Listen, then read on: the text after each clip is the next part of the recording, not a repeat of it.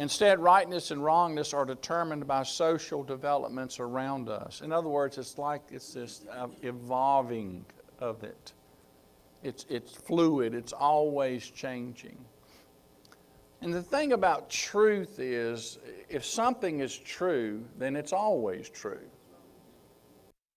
It's true not only throughout time, but it's also true wherever. So if it's true here, it's true in India, right? So that's why I get frustrated sometimes. Any message that I teach here to the gathering, that I should never teach a lesson here that I can't teach in India, right? Because truth is true. So that's why so much of the American gospel is incorrect. Because so much of what's being taught in America, specifically in some high-profile places, there's no way you could take that message and preach it in India. They'd look at you like you were crazy. When you're preaching to people who have a dirt floor and a cow standing in their little closet-sized front yard and a straw hut, and you say to them, beloved, if you will just envision a mansion, just envision living in a mansion, it'll come to pass. They take that cow and run you out of town. You see what I'm saying? It's true, it's true. It's for all times, for all places. So did God really say that? Since the beginning of time, every person who's ever lived or lives decides whether we believe he did or not. Now, we don't necessarily consciously think, well, did God really say that? No, he didn't, and move on. It just kind of happens. And when that happens, it becomes the worldview. So think about this. It becomes the lens, the framework, the context from which everybody lives their lives. So, for instance, this sounds somewhat judgmental, I guess, but you could, let's just say we put a private investigator to follow 10 of us this week. 24/7. They monitored all of our text, all of our social media. They watched where we went, everything we did. They could come back with a fairly accurate report to say whether or not that person believes, did God really say that or not? What that person's worldview is. Right? You could discern that. Listen to what Rick Warren said. Many of our troubles occur because we base our choices on unreliable authorities, culture, where everyone's doing it, or tradition, we've always done it, or reason, it seems logical, or emotion, it just felt right. Those are kind of the slots that people make choices from.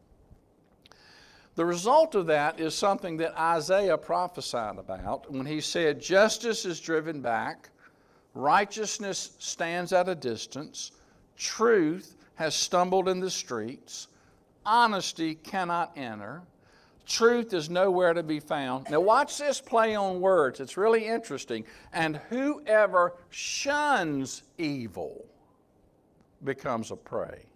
Isn't that interesting? The Lord looked and was displeased that there was no justice. Or Isaiah 5, woe to those who call evil good and good evil, who put darkness for light and light for darkness, who put bitter for sweet and sweet for bitter. So, deception and the nature of deception is to ensnare us. It's to be false. It's to fail to fulfill. It's to cheat. It's to cause to accept as true or valid what is false or invalid. And the nature of deception is to trick us. Very interesting points coming up here. To move us away from the truth of God, remember the entryway to sin, that handle that opened the door to all things bad, was deception. That was the tool. Dallas Willard insightfully wrote, indeed, Satan's whole kingdom, have you ever just thought about it like this? Satan's whole kingdom is based on lies. He works by deceiving. Why? Because he does not have direct power over your will and mine. Therefore, if he's going to get us to do his bidding, he has to fool us. So think about that. He cannot make us do anything we don't want to do. And that's a very important understanding right there. Despite what Flip Wilson said, some of you young don't know who Flip Wilson is. You can Google him, but the devil didn't make you do it. You worked in coordination with him. So, not just me, people way up the food chart than me believe this. But deception is the number one tool of Satan. You say, well, what about this? What about that? What about this? All of these things down here, if you go back to, these are all just symptoms of the root issue is deception.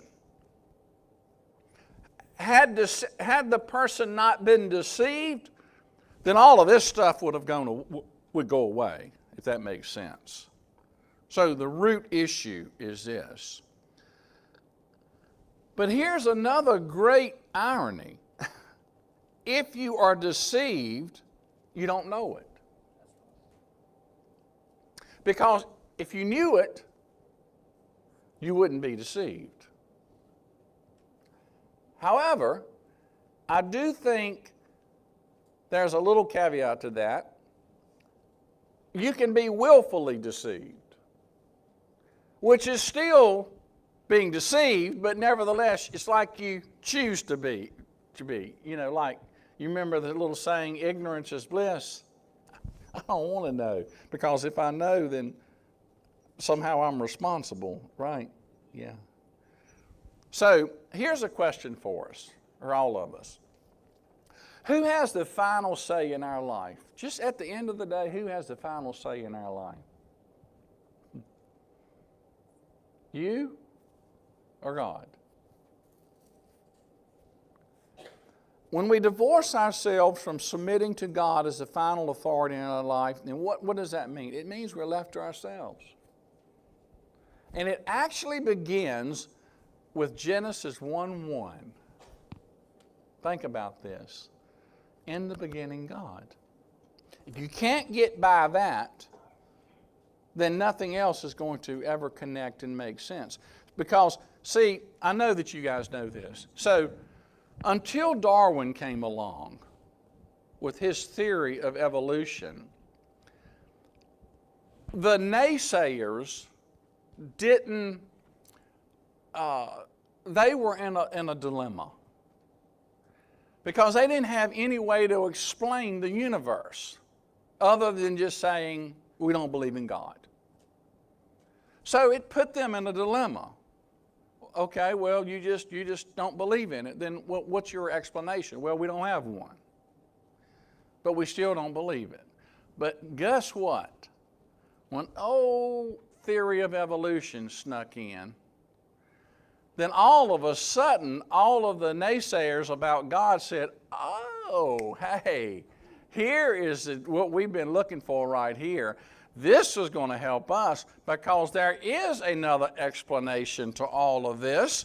And it's not God, it's that we evolved, and they jumped up and down and said, now our argument is a little more credible because we do have an alternative now. The theory of evolution. You see how that works? In the beginning, God. So if you can do away with that, then it opens up Pandora's box, because then what that means is, okay, in the beginning, God. If you don't own that, then okay, then there is no God, which then means I'm not accountable to anybody, which then means I can make up the rules as I want to make them up. You see how the wheels just start to fall off real quick. So how does all of that happen? Well, it's the ultimate deception, actually. And here is the ultimate deception. Okay? The ultimate deception is that there is life. I'm not talking about physical life, spiritual life. There's life apart from God.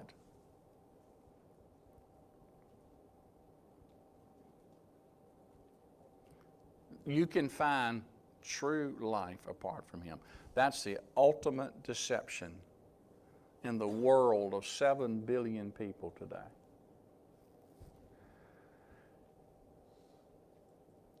That you can find life apart from, independent of, a relationship with God, and that's manifest in a number of ways. That we are the final arbiters of truth, that we get to decide and determine what is right and wrong. Ultimate deception. So look at what God's Word says in Proverbs 28. He who trusts in himself is a fool, but he who walks in wisdom is kept safe. You see, we have no North Star. We don't have a firm foundation.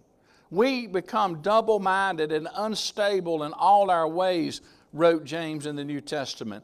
We put out in the ocean of life with no compass, with no bearing, adrift, no map, and say, go for it, live your best life now.